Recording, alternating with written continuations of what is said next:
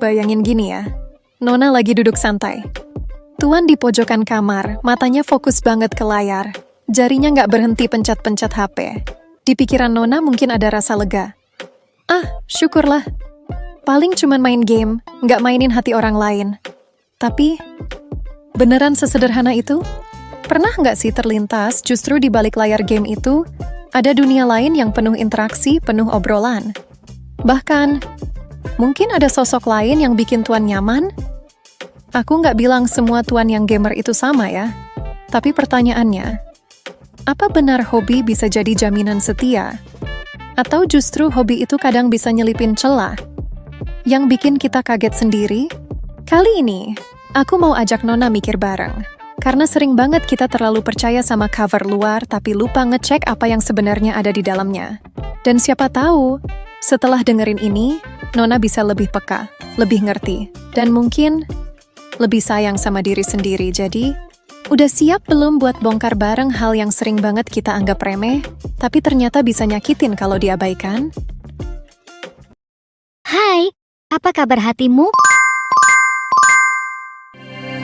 Blank Face. Yang pertama, game itu bukan dunia sepi lagi. Banyak Nona yang ngerasa tenang kalau lihat tuannya sibuk main game. Karena dari luar kelihatan banget kalau tuan cuma duduk, diam, fokus ke layar. Kayak nggak ada hal yang bisa bikin bahaya.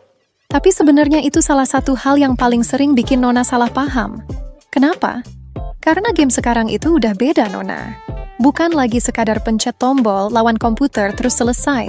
Dunia game sekarang rame banget. Ada obrolan, ada chat, ada teman main dari berbagai tempat. Intinya, Tuan nggak lagi sendirian di depan layar. Tuan sebenarnya lagi ada di sebuah ruangan virtual yang penuh orang. Coba bayangin kayak gini deh.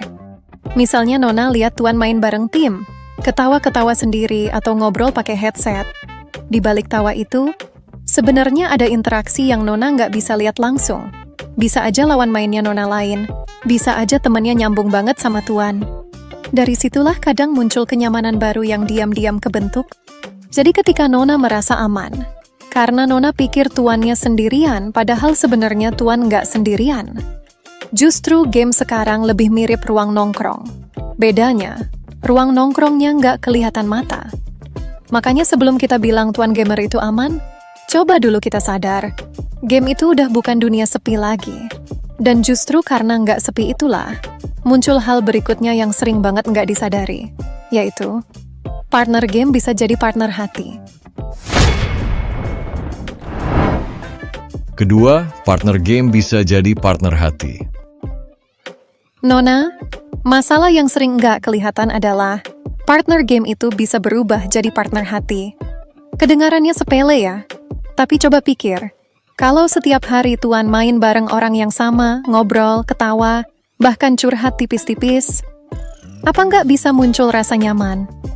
Soalnya gini, kita semua tahu rasa dekat itu lahir dari kebiasaan. Kalau sering bareng, sering komunikasi, lama-lama tumbuh rasa nyambung. Dan itu berbahaya kalau Tuan tiba-tiba merasa lebih didengar sama partner gamenya daripada sama Nona. Bayangin deh, Tuan main tiap malam, headset nempel di telinga, senyum-senyum sendiri. Nona mungkin mikir, oh dia lagi push rank, lagi seneng. Padahal, bisa jadi ada Nona lain di balik suara itu, yang nemenin Tuan tiap kali online. Dari sekadar strategi game, jadi obrolan pribadi. Dari obrolan pribadi, bisa aja jadi rasa nyaman yang sulit dilepas. Makanya, bukan berarti Nona harus parno setiap kali lihat Tuan main game. Tapi sadar aja, bahwa dunia game itu kadang jadi pintu buat hubungan lain yang nggak kelihatan. Jadi jangan gampang tenang dulu kalau lihat Tuan sibuk main.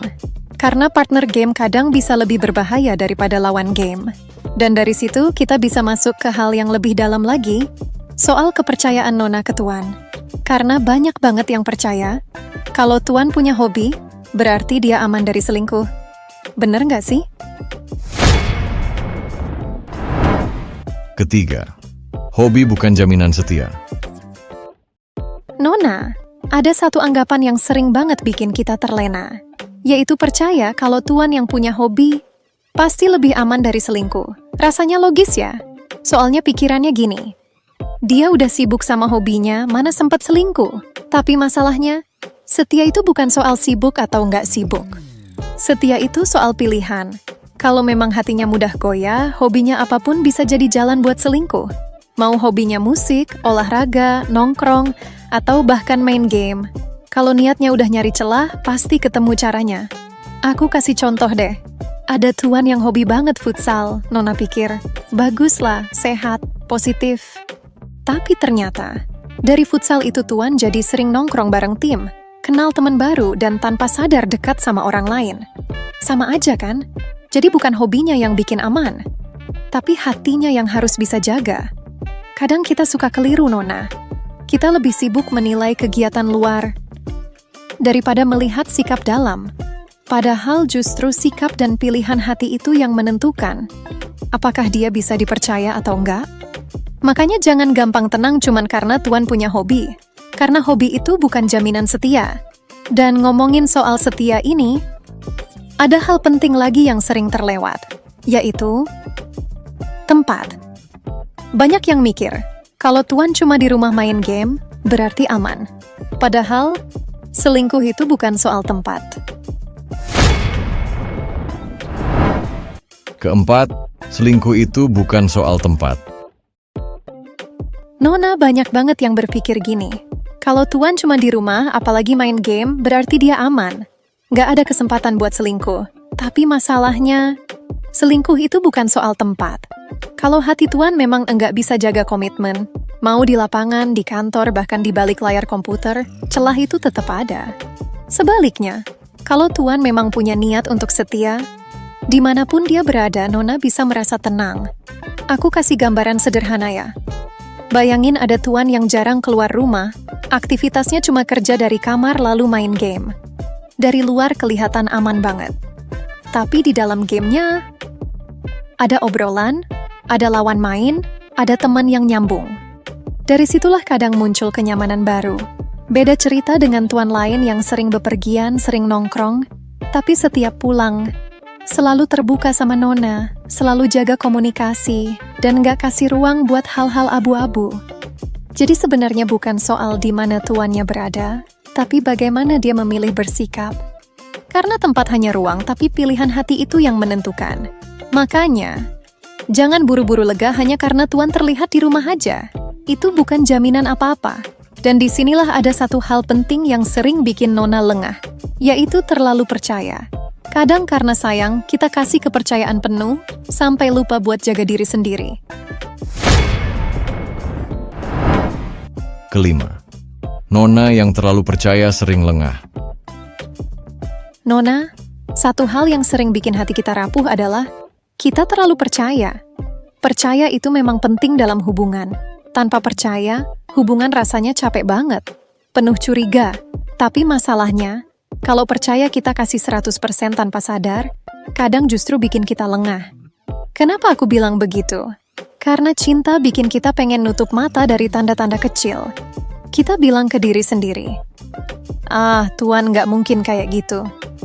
Dia kan sibuk main game, padahal hati kecil kadang udah kasih alarm. Cuma kita pilih diem. Contohnya gini, ada Nona yang tiap malam lihat tuannya main game. Dia percaya penuh, nggak pernah nanya, nggak pernah ngecek. Sampai akhirnya suatu hari dia tahu, ternyata di balik headset itu, ada Nona lain yang nemenin ngobrol. Rasanya nyesek kan? Bukan karena gamenya, tapi karena kepercayaannya dipakai buat nutupin kebohongan.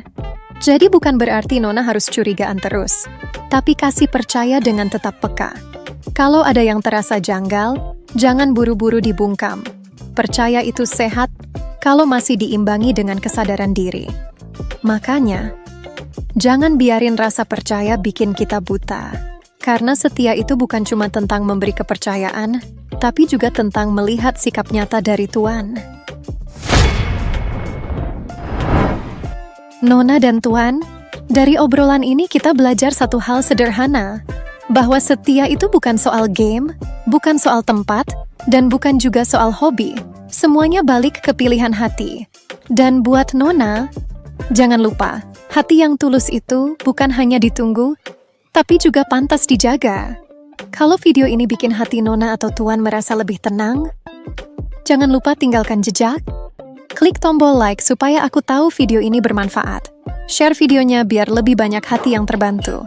Dan subscribe Blank V supaya Nona dan Tuan nggak ketinggalan. Aku juga pengen banget dengar pengalaman Nona dan Tuan. Komen di bawah. Kalau pernah merasa percaya banget tapi ternyata malah jadi pelajaran besar dalam hubungan. Blank V pamit. Semoga hati Tuan dan Nona lebih tenang hari ini. Dan seperti biasa, sebelum kamu pergi, buka dulu surat dari Blank V. Kesetiaan itu seperti akar pohon. Nggak kelihatan di permukaan, tapi dialah yang menahan batang tetap berdiri. Tanpa akar, sekuat apapun pohon itu, dia akan tumbang juga.